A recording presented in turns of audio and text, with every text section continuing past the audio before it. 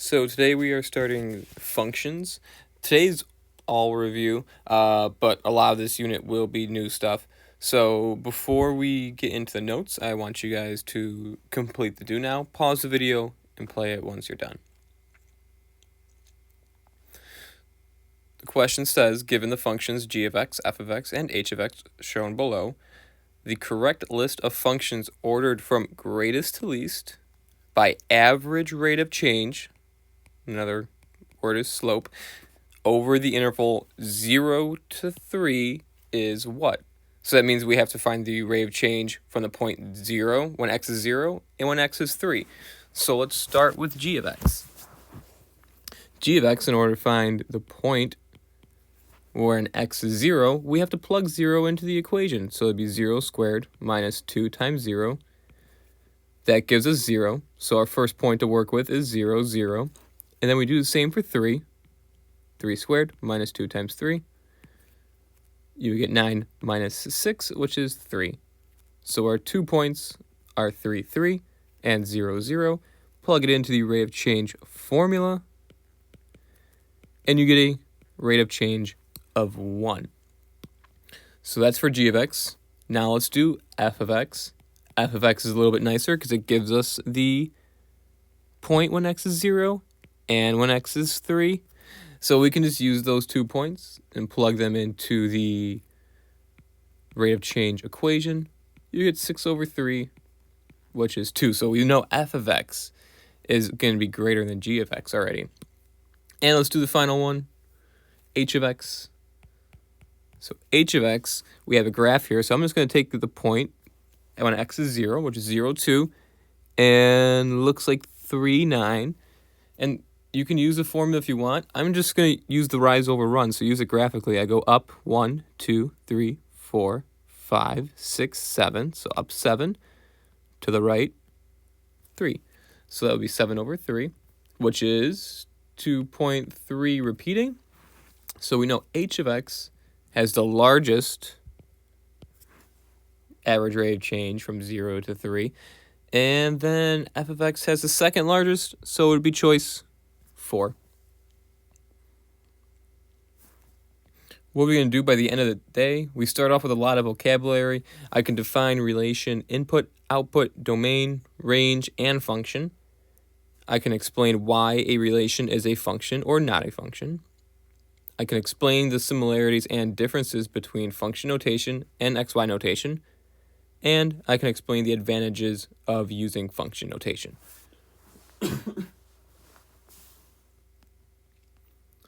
So, in the vocab breakdown, we're going to go over some vocabulary. First, relation. Whenever you see the word relation, it's any set of ordered points. So it could be literally a set of ordered points. It could be an equation. It could be a graph. All those are just a set of ordered points. So input and output. Input is a value of the independent variable. So a specific value of the independent variable, or x. And output is a specific value of the dependent variable, or y. So it's just talking about, it's not talking about every variable, it's not talking about every value, it's just talking about a specific value. But the domain talks about all of the possible x's, or all the possible inputs. And the range is every single possible y. So it's not just a specific y, it's every single possible y or output. And if you want a little trick for remembering which one goes with x's and y's, think x comes before y in the alphabet, and it's always alphabetical. I comes before O in the alphabet, and D comes before R in the alphabet. So I and D are with the x's, and O and R are with the y's. So input and domain are x's, output and range are y's. And now a function, and we're going to be using this definition a lot, is a relation in which each input only has one output, or each x only has one corresponding y value. For example, An example of a function would be if we have the points 2, 3, 4, 7, and we'll do 5, 9. You see how each x value, 2, 4, and 5, each have their own corresponding y value. So 2 goes to 3, only goes to 3, 4 only goes to 7, and 5 only goes to 9. But if I were to include, let's say, 4, 8, now my input of 4 now has two different outputs because it has a y value of 8, or 4 can also have a y value of 7. So this would no longer be a function. So I'm going to keep it a function. I'm going to erase that 4, 8. So there's an example of a function. The next 4, what I want you guys to do is take your time, tell whether each of the relations is a function. If it's not a function, tell which input makes the relation not a function. And if it is a function, explain to me why it is a function. I'm going to give you guys, actually just pause the video and play it once you're done.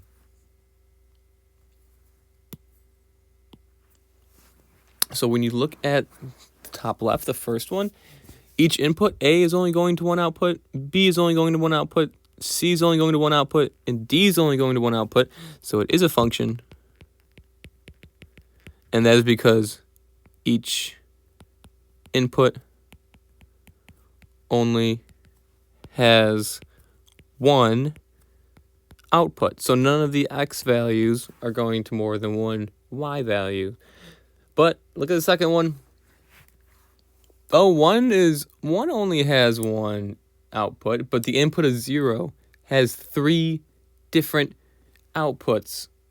So this is not a function, and which input makes it's not a function, that would be 0. Number 3, each input only is going to one output. Even though 1 and 2 are going to the same output, that doesn't matter. 1 and 2 only have one output. So 1's going to 14 and 2's only going to 14. So each only have one output. So this is going to be a function. And why is it going to be a function? Each input only has one output. And the last one, the set of coordinate points, we have an input of 1, 2, 3, 4, 5, 6, and 7. So each input only has one output. There's not another point that says like 7, 9. So this would be a function. And why? Each input only has one output, or each x only has one y.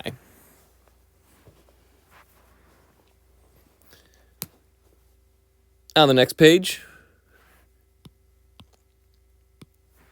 some real-world examples of functions. So the first example I thought of was an athlete and their jersey number. So looking at the 2019-2020 Los Angeles Lakers, I want to know, is the relation of player to jersey number a function? Well, if we have each athlete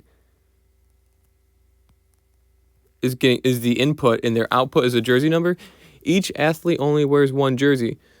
They don't wear multiple jersey numbers. So explain your reasoning. This is a function. And why? Each athlete, which is our inputs, only wears one jersey number, which is our output. So each input only has one output.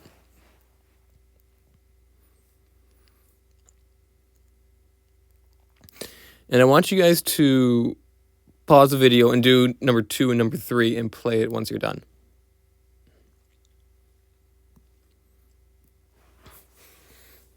So is the relation of person to ordered food from a most recent visit to Taco Bell a function? Well, if you look at Mr. Shannon, that guy is the input. He has ordering 2 foods, which is he has that input has more than one output, and same with Mr. Murphy. So is this a function? It is not a function. And why? Mr. Shannon, or you can say Mr. Murphy, or both. The input is ordering more than one item. Oops. Which is the output. So that is not a function. And number 3, think of typing on the computer. Is the key you press in the letter/symbol that shows up on the screen a function? So when you press A, what happens? You get a lowercase a. When you press B, what happens? You get a lowercase b. And when you press C, you're still only getting a lowercase c. Now you could say you can get an A again, but you have to press Shift A to get the uppercase A, which is a different letter on the screen, different symbol and letter on the screen. It's uppercase to lowercase. So this is a function. And why? Because each input only has one output.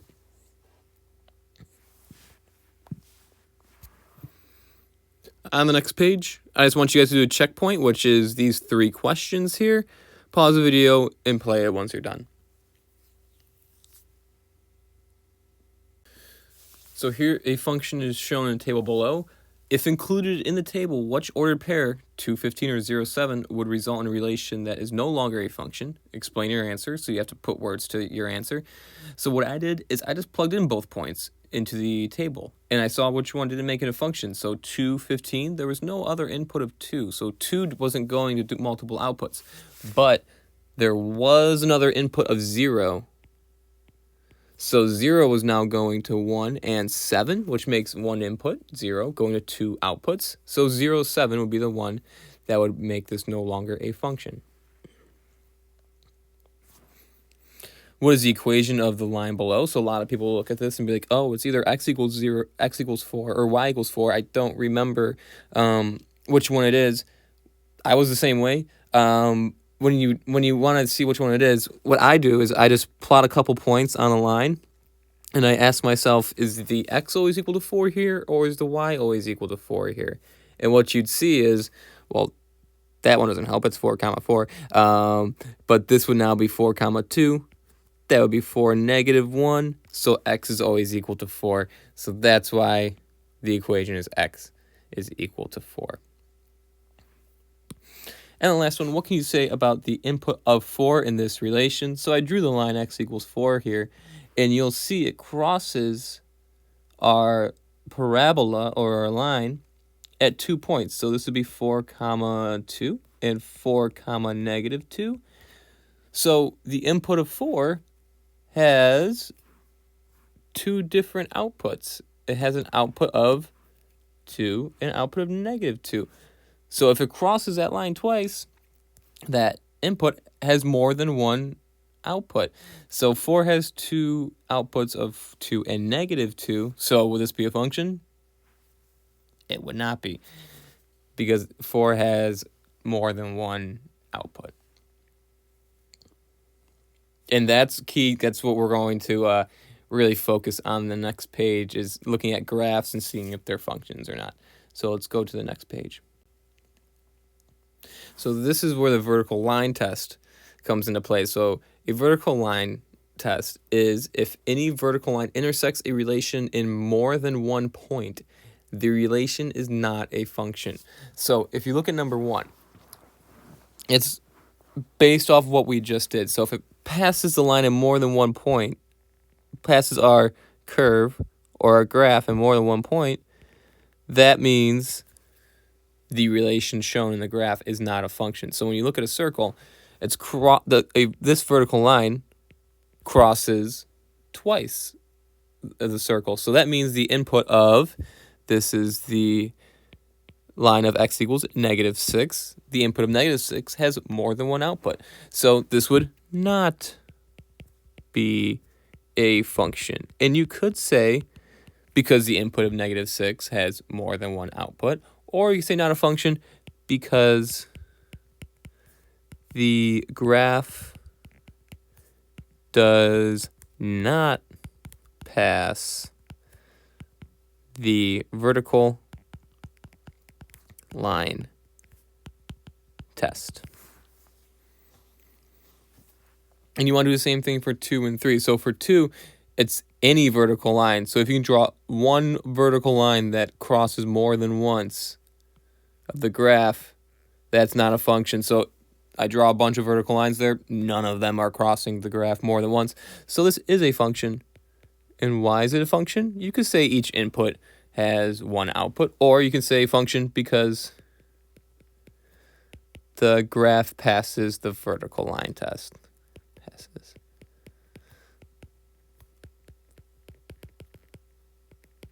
Line test. And now number 3. Okay, so let's draw some vertical lines. Don't see it crossing more than once, but let's take a look what happens here. So does this pass the line more than once? So it does. There is a point right here at 1,5, but let's take a look at the other point it looks like it could be crossing. That is an open circle. And think back when we did open circles for inequalities. Say it was at 7. We had an open circle at 7, and then we drew our inequality. Let's say it was greater than x was greater than 7. Did we include 7? No, we didn't include 7. So would we include that open circle? No, we would not include that open circle. So does it actually cross at that open circle? It does not. So this would be a function because each input only has one output, or you could say because the graph passes the vertical line test.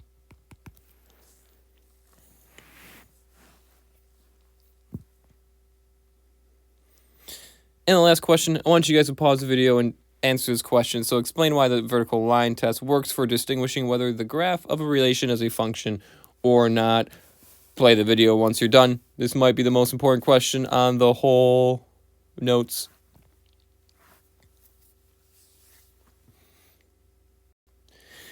Here's what I said. So a vertical line has a general equation of x equals some number, or x, I put x equals a for some real number a. Therefore, if a line crosses that line more than once, the line x equals a, then at that point of a, the input has more than one output, and therefore is not a function. But if it only crosses a once, and does that for every single vertical line, then it is a function because each input only has one output. You probably said something a little bit different than that. As long as it's similar, you're good. So let's go to the next page. So I want you guys to pause the video, complete the do now graph, and do A and B, and play the video once you're done.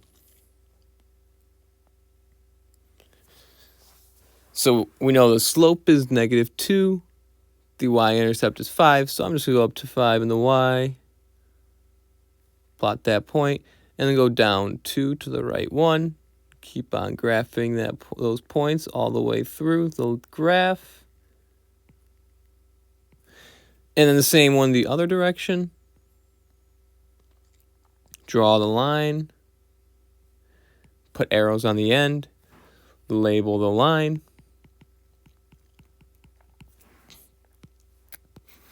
and find the y value when x is 10. So when x is 10, well, I can't see it graphically because it doesn't get to when x is 10. So we'll plug it into the equation.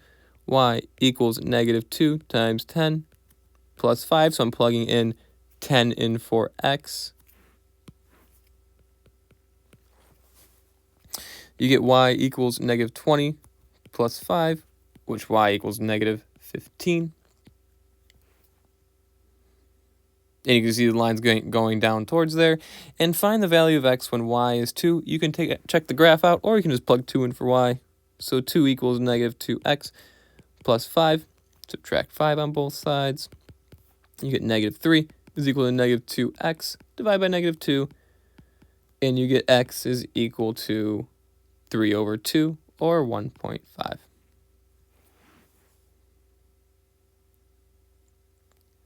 And you can see, check that in the graph, that's when y is equal to 2 and the x is equal to 1.5.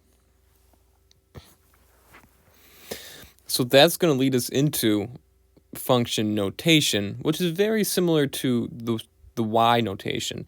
So function notation, all you need to do to write a rule in function notation, you use the symbol of f of x in place of y. So instead of using the output value of y, use the output value, write it as f of x. So write y equals negative 2x plus 5 in function notation. All you do is replace the y with f of x. So that would be f of x equals negative 2x plus 5. That's it. Let's go to the next page. So this table shows the difference between, I'm calling it equation notation with the y equals, and function notation with f of x equals. So the point, instead of x comma y in the equation notation, it's just f comma f of x. And instead of y equals 2x minus 3, it's f of x equals 2x minus 3. So the f of x is just the output notation, and x stays the input notation. When you're solving for x or y, when it says find y when x is 4, you just want to plug in 4 in for x, keep solving, and you get y is equal to 5. But this is the nice thing about function notation, is that it makes communicating about math a lot easier. So instead of writing the numbers, find y when x equals 4, you can just write find f of 4. So notice the 4 is replacing the x. So that means just plug 4 in for x and find out what the output is when the input is 4. So that would be the same exact thing, 2 times 4 minus 3. So the output when x is 4, when the input is 4, would be 8 minus 3. So f of 4 is 5. And you get the same exact answer. And it's going to be similar for when we set the output equal to a number. So when y equals 7, just plug 7 in for y. And solve from there. We get 10 equals 2x. When you add 3 on both sides, divide by 2. Well, the x is also equal to 5 in this problem. So the x will equal 5 in the next one. And do the same thing for find x when f of x is 7. So you plug 7 in for f of x. And you solve it exactly the same way. So on the next part, on the bottom of this page, I want you guys to pause the video and graph the relation f of x equals negative 2x plus 5, and also find f of 10 and the x value when f of x is 2. Pause the video if you haven't, play it once you're done. So here's what I got. You'll notice, why do you think I made you guys do this? It's literally the same exact thing as we did for the do now, the y equals negative 2x plus 5. It's just different notation. So you should get all the same answers. For the graph should look the same. F of 10 should be the same as when x was 10, find y. And the same thing for b, when y is equal to 2, find x. It should all be the same thing. Let's go to the next page. So on this next page, we have two very similar questions. And the purpose of this is I want you guys to see why we use function notation and how it makes it easier to communicate about math. So the first one, I want you to make an observation, any observation you want. of the graph above, but make sure to identify the equations you are speaking of. And then do the same thing for the bottom one, and I'm going to show you guys what I wrote. So pause the video, write an observation for each, and then play it once you're done.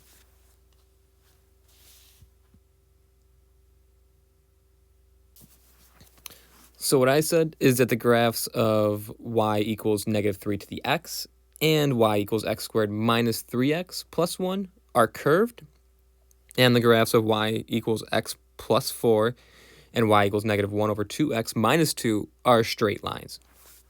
You could have said something else. As long as it was just an observation identifying the equations, that's fine. But look how much easier it is to write and just say when we have function notation instead of the y equals notation, because we give each of these a different function name. So we have one that's f of x, one that's g of x, one that's h of x, and one that's j of x. And that's all you need to say to identify the function. So you could say the graphs of j of x and f of x are curved, and the graphs of g of x and h of x are straight lines. And when we're talking about graphs, it makes it so much easier. And talking about functions, it makes it so much easier just to communicate using the function notation. That's it. There's the do now. Or there's a checkpoint on the next page. There's a checkpoint on the next page. I just want you guys to take, it should take like 3 to 5 minutes, maybe a little bit longer. Pause the video and play it once you're done.